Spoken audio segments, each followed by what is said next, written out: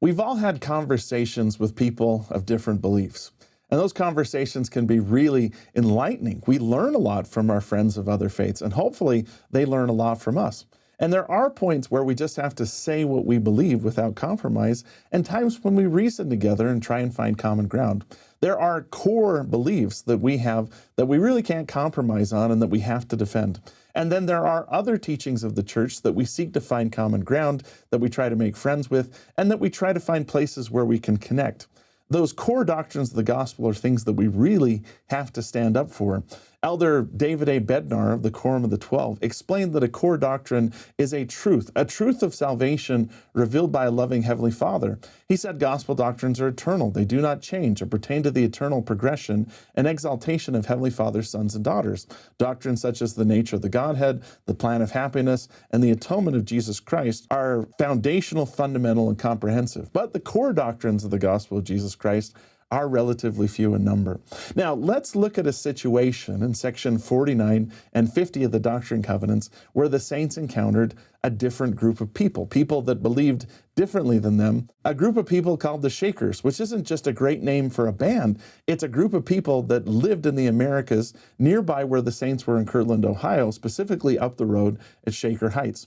The name Shakers is a nickname for this group, just like Mormons was a nickname for us. Their official name was the United Society of Believers, and they were a breakoff from the Quakers known as Shakers because of some of the movement that they made during their worship services.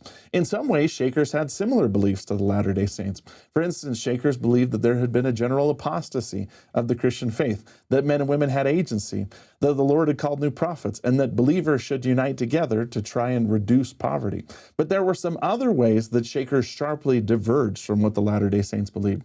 For instance, Shakers didn't believe that baptism or any other ordinance of the gospel is necessary. Some of the Shakers practiced vegetarianism. Shakers believed that celibacy was a higher form of life. One Shaker leader taught that celibacy was the key to sinless perfection and salvation. And this led the Shakers to see a single life as a more important life than a married life, that it was more important to be a single disciple of Christ than to raise a family. Now, finally, Shakers believed that Jesus Christ had already returned to earth in the form of Mother Ann Lee, an early leader that defined many of the Shakers' beliefs. So one of the Shakers, a man named Leman Copley, converted to the Church of Jesus Christ, and he wanted to find out what the Lord had to say about this different group, the Shakers. So Sidney Rigdon, Parley P. Pratt, and Leman Copley were all called to go on a mission to preach to the Shakers. And before they left, Joseph Smith received a revelation, section 49, which outlined some of the Shakers' beliefs, some of the commonalities, but also explained some of the differences. Now, this would be an example of a core doctrine where we just have to explain what we believe, and we have to let people know that, and we can't really compromise on it because it's a core doctrine. It's related or linked to our salvation. The Lord starts section 49 by addressing the most important core doctrine, and that is that Jesus Christ is our Savior. The Lord told the Shakers, "I am God, and have sent mine only begotten into the world for the redemption of the world, and have decreed that he that receiveth him shall be saved, and he that receiveth him not shall be damned." The next important doctrine that the Lord addressed was the importance of marriage and family in the plan of salvation. The Lord told the Shakers, "Verily I say unto you, that whoso forbiddeth to marry is not ordained of God, for marriage is ordained of God unto man." This language from section 49 is taken directly from the Revelation and placed in the 1995 Family Proclamation, emphasizing how important marriage is in the plan. The Lord even addressed a couple other things like meat. The Lord said, "Whoso forbiddeth to abstain from meats, that man should not eat of the same, is not ordained of God." That doesn't mean that it's bad to be a vegetarian, but forcing other people to be vegetarians might be stepping over the line a little bit. The Lord explains that the beasts of the field and the fowls of the air and that which cometh of the earth is ordained for the use of man for food and raiment, that he might have in abundance. And finally, the Lord addresses another significant doctrinal deviation, which is that the Shakers believed that the second coming had already happened in the form of Ann Lee. The Lord says really directly, "Verily I say unto you, the Son of Man cometh not in the form of a woman, neither of a man traveling on the earth." When the Savior comes back to earth, we will know it. It's going to happen in glory. He's not going to be reborn again as a man or a woman and grow to adulthood. He's already had his mortal experience. When the Savior comes, it will be in glory, as an immortal, resurrected, glorified, exalted being. Now, how did the Shakers receive this message? Not too well, according to some of the sources. One of the Shakers, Ashbel Kitchell, that was there when the missionaries came in, said that they were fully satisfied with what they had, and they wished to have nothing to do with either them or their Christ. Upon hearing this, according to Kitchell, Sidney Rigdon professed to be satisfied. He put away his paper, but Parley P. Pratt arose and commenced shaking his coattail, and he shook the dust from his garments as a testimony against us that we had rejected the word of the Lord Jesus. So in some situations, you just have to bluntly explain what we believe, why we believe it, and what the Lord has told us. With the major doctrinal divergences between the saints and the Shakers, that's what the Lord did. But in section 50, we see a more subtle situation where the Lord speaks to members of the church, and instead of just bluntly correcting them, allows them to go through a process of reasoning to understand why what they were doing wasn't the best. The situation arose when in Kirtland, Ohio, some members of the church entered into a kind of religious enthusiasm that was a little embarrassing and in some cases outright dangerous. Joseph Smith recorded in the history of the church that soon after the gospel was established in Kirtland, and during the absence of the authorities of the church, many false spirits were introduced. Many strange visions were seen, and wild, enthusiastic notions were entertained. Men ran out of doors under the influence of the Spirit, and some of them got upon the stumps of the trees and shouted, and all kinds of extravagances were entered into by them. Now, this started to cause problems for the church in Ohio, and people started to worry directly about the safety of the people that were entering into these religious enthusiasms.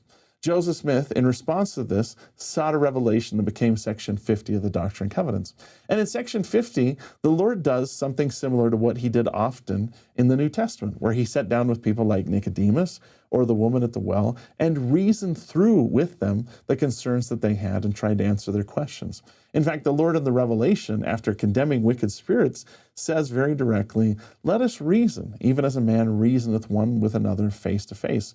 When a man reasoneth, he's understood of man. Because he reasoneth as a man, even so will I, the Lord, reason with you, so that you may understand." The line of reasoning the Savior takes the disciples through is to ask what they were asked to do and what they were ordained to do, which in both cases was to teach by the Spirit, not to blow people away by their amazing spiritual experiences or to take them down a road where there was exuberance, but to just simply and plainly teach the gospel and allow people to feel the Spirit of Jesus Christ. As the Spirit edified and enlightened them, they in turn would be edified as well. Now, the Lord gives that as the hallmark of a genuine spiritual teaching, that when the Spirit was present, both the teacher and the learner would be built. They'd be edified. The word edify in Joseph Smith's time literally meant to build, like you're building an edifice.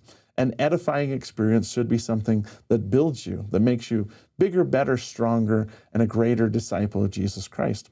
Spiritual communications come in a number of different ways, but genuine spiritual communications are always edifying. They're not confusing, they're not disturbing, they come from God, they make us better people. Joseph Smith later on established some of the other standards for spiritual communications. For instance, he noted that in his time, it was common for people to enter into exuberances. He said, others frequently possess a spirit that will cause them to lie down, and during its operation, animation is frequently entirely suspended. They consider it to be a power of God and a glorious manifestation from God, but a manifestation of wants.